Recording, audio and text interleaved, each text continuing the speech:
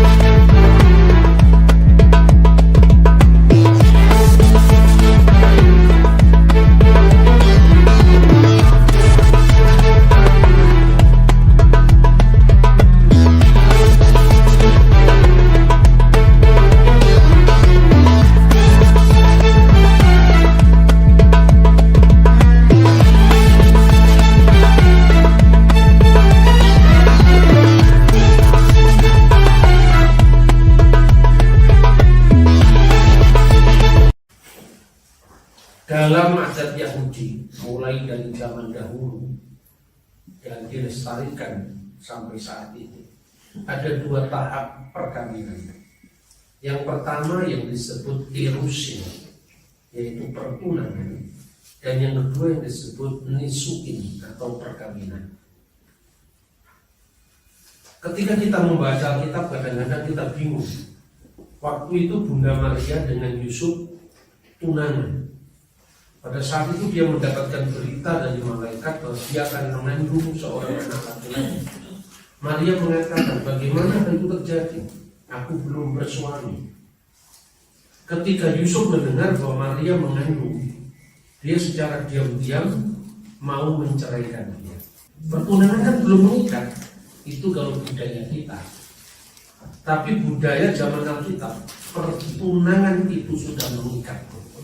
Tetapi belum bersatu, masih ada jarak waktu mungkin setahun, mungkin 2 tahun paling lama. Mereka akan memboyong pengantin itu. Pada tahap pertunangan atau erusin itu ada 2 tahap. Yang pertama adalah pembayaran muhar. Muhar itu artinya emas kawin. Bahasa Arabnya mahar, bahasa Ibraninya muhar. Setelah itu penandatanganan ketubot. Ketubot itu artinya surat perjanjian kawin, perjanjian nikah. Nah, lalu pada waktu itu, tentu pada zaman Tuhan Yesus, itu tidak orang pacaran sendiri seperti sekarang. Itu ada orang yang mencarikan jodoh ketika anak itu sudah dewasa. Awal pertama pendewasaan itu saat yang namanya bar mitzvah. Maka kemarin ketika keluar dari tembok ratapan kita melihat banyak sekali orang Yahudi dengan musik-musik tradisional mereka, itu karena anaknya melakukan bar mitzvah.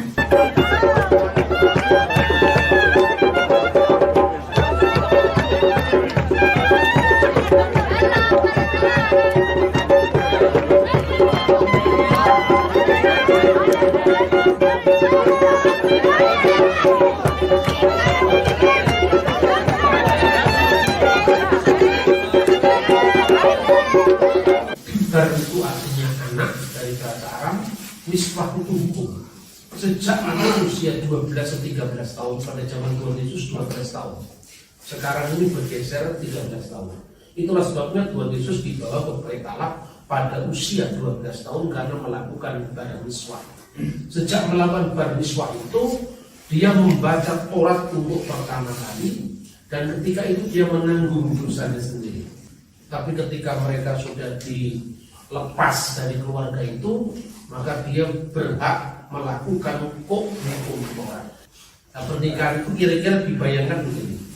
Ketika misalnya anak Tuhan Samuel perempuan, dia sudah dewasa, dia ingin mendapatkan jodoh, orang tuanya itu ingin anaknya mendapatkan jodoh, maka dia mengutus seorang yang namanya Susbenim.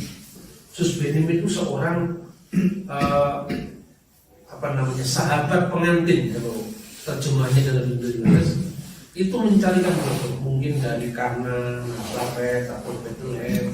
Setelah dia mendapatkan anak tuan David dari suku Yehuda, namanya misalnya Salomo, dia sudah siap menikah dengan anaknya tuan Samuel, namanya Miriam. Bagaimana? Apa setuju keluarga ini?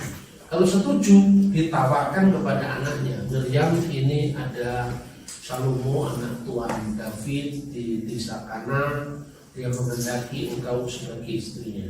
Bagaimana pendapatmu? Kalau anaknya menerima, dipersiapkan pertunangan. Kalau tidak menerima, ya sudah, mereka diberi hak kesempatan untuk memilih. Tapi rata-rata pada zaman itu jarang yang menolak. Dia siap untuk menikah, maka dibuatlah yang namanya nisuin atau pertunangan. Pertunangan itu mengikat secara hukum, beda dengan tradisi kita. Pertunangan itu tidak mengikat. Setelah itu susbenim atau sahabat pengantin tadi bersama keluarga dari yang mau melamar tadi sudah menyiapkan mas kawin. Lalu kita dibayarkan muhar tadi, ini saya serius membayar muhar untuk anakmu Miriam. Oke, kita tanda tangani ketupat surat nikah. Saya tanda tangani, biasanya ada pesta anggur di situ. Nah, janganlah, semuanya sudah selesai, sudah lunas, sudah saya bayar muharnya. Berarti anakmu ini sudah berjodoh dengan anak saya. Sudah ada ikatan, ini sudah tanda tangani. Karena semua sudah lunas, sudah ditandatangani, alangkah baiknya kalau saya segera pamit sekarang. Biasanya pasti tua teman mengatakan, kenapa bergesa-gesa? Tunggulah beberapa saat lagi, minumlah 2-3 teguk anggur lagi, menghangatkan tubuh. Terus kemudian sang pengantin laki-laki mengatakan, alangkah baiknya kalau saya segera pulang untuk mempersiapkan rumah bagi pengantinku. Di rumah bapakku ada banyak tempat tinggal. Terus kemudian bapak pengantin itu atau keluarga pengantin itu bisa bertanya, jangan lama-lama, kapan kamu akan kembali? Kembali untuk menjemput pengantin tadi dalam upacara pernikahan yang namanya nisuin tadi. Aku tidak tahu, susbenimku juga tidak tahu, hanya bapakku yang tahu. Kenapa dia mengatakan begitu?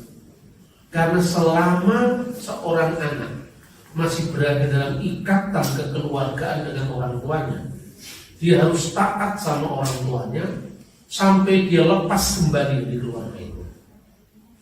Bapak Ibu saudara-saudara,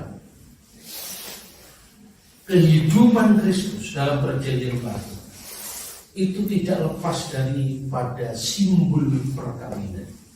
Karena itu perkawinan itu sakral dalam Alkitab, hubungan Allah dengan umatnya.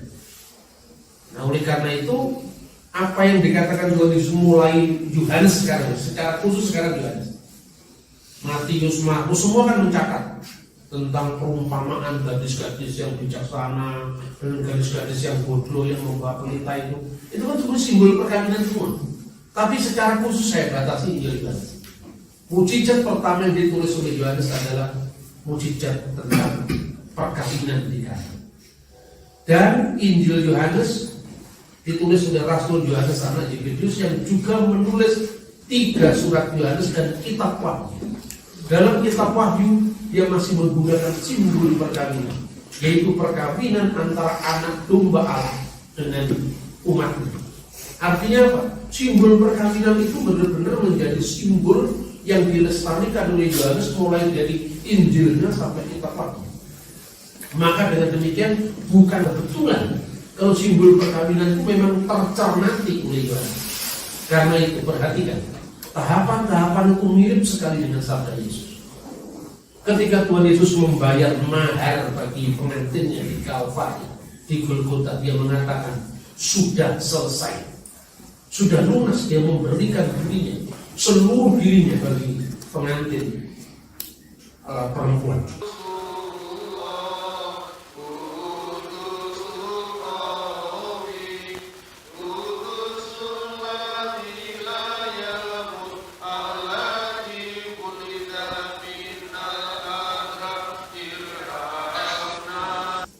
Kemudian ketika Yesus ditanya bahwa tentang hari dan saatnya akan tiba, Yesus mengatakan persis, aku tidak tahu, malaikat di surga tidak tahu, hanya Bapa yang tahu. Apa Tuhan Yesus tidak mengatakan? Bagaimana Yesus disebut Tuhan? Padahal dia tidak tahu hari akhir, dia tidak tahu kapan datangnya hari akhir.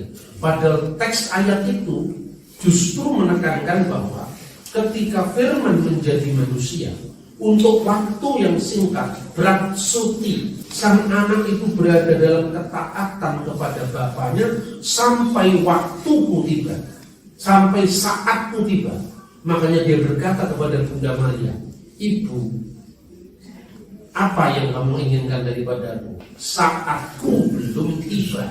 Dan Bunda Maria adalah memberikan contoh, meskipun dia adalah ibu Yesus, dia adalah contoh bahwa sekalipun dia ibunya secara fisik, tetapi mengatasi fisiknya Maria, Yesus itu adalah Tuhannya Maria.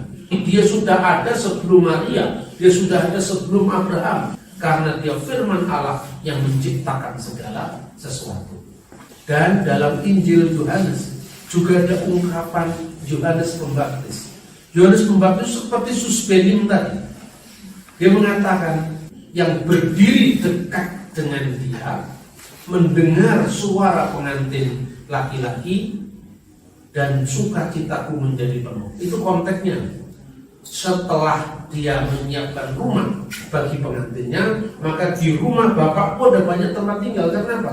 Kalau bapaknya punya anak 4, dia sudah menyiapkan tempat di bapaknya.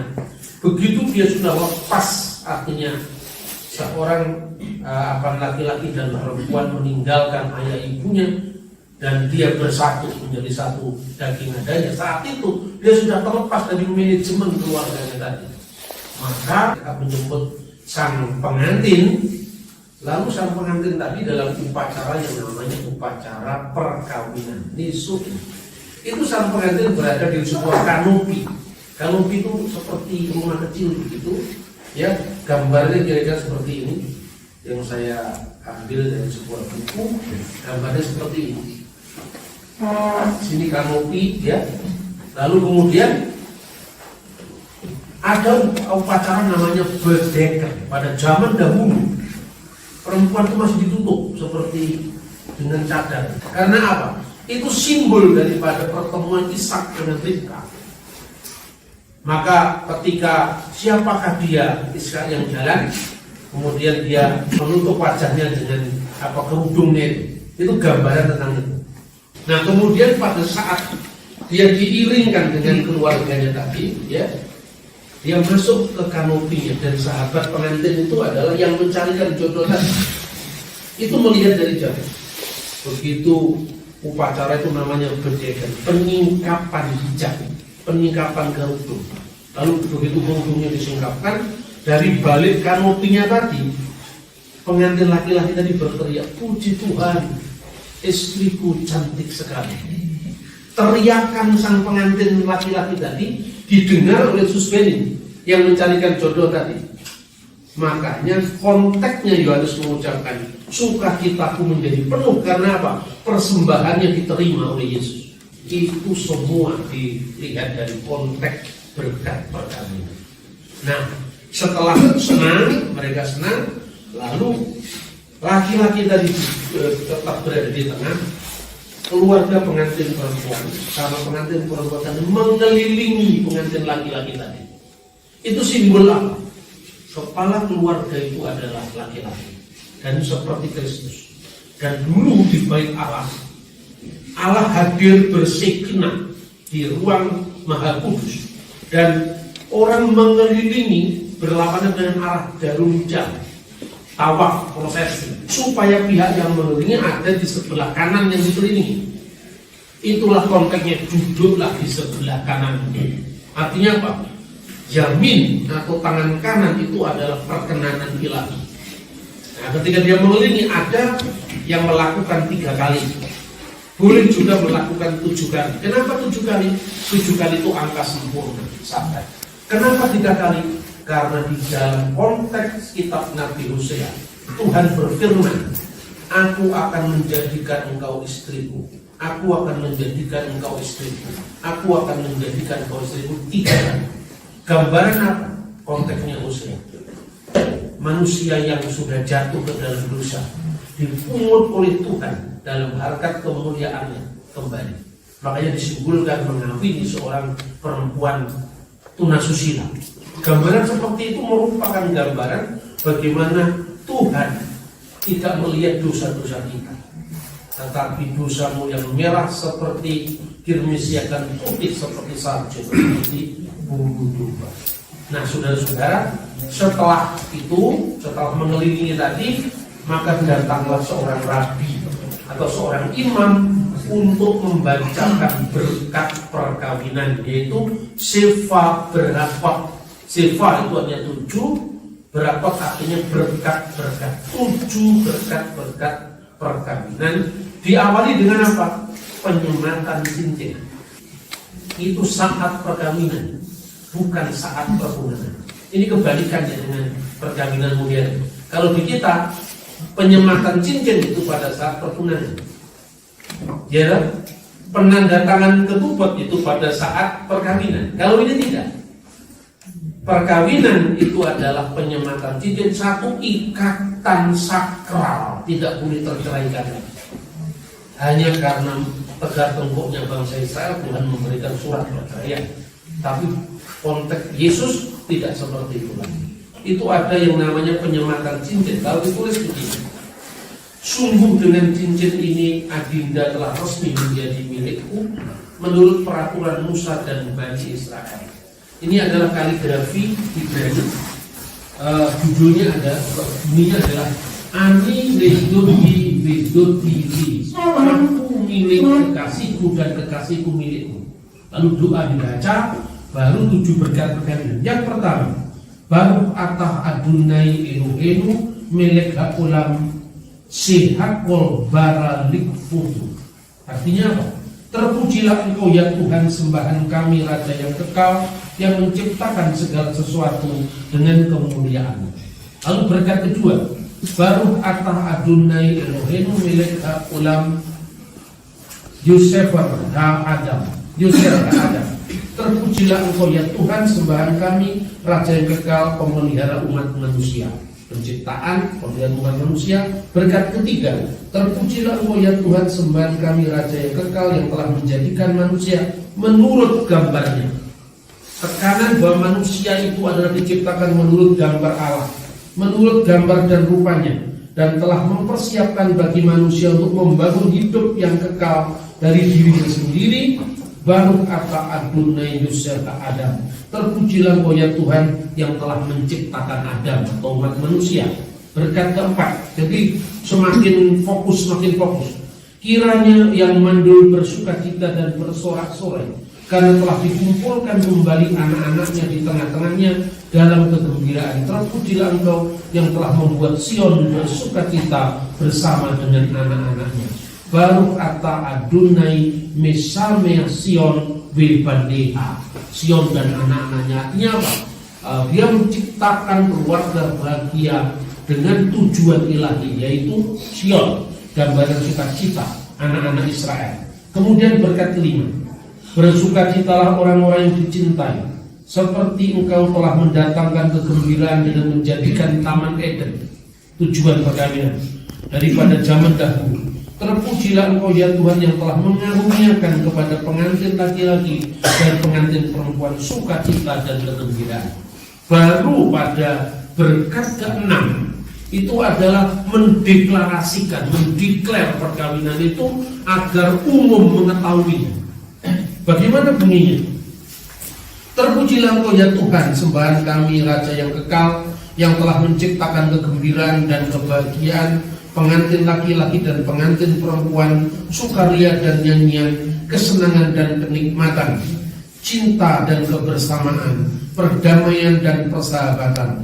Kiranya Tuhan sembahan kita mendengar dari kota-kota Yehuda dan jalan-jalan di Yerusalem suara sukaria dan kegembiraan, suara pengantin laki-laki dan pengantin perempuan, pakai sorak kegirangan pengantin laki-laki dari kanopinya tadi yang saya ceritakan pada saat upacara bedeken tadi, menyingkapkan kerudung, bersama saudara-saudari mereka dengan nyanyian pesta mereka.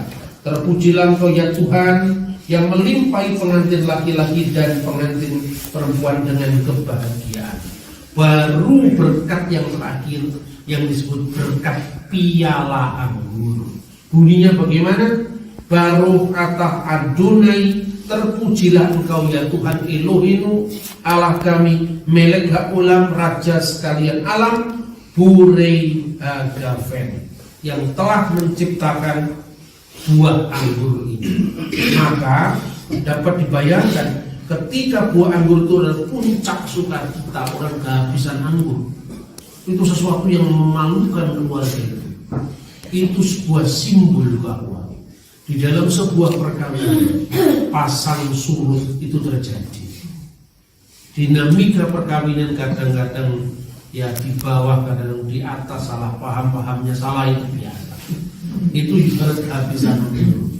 Pada saat itulah Kristus datang untuk menyelamatkan kita.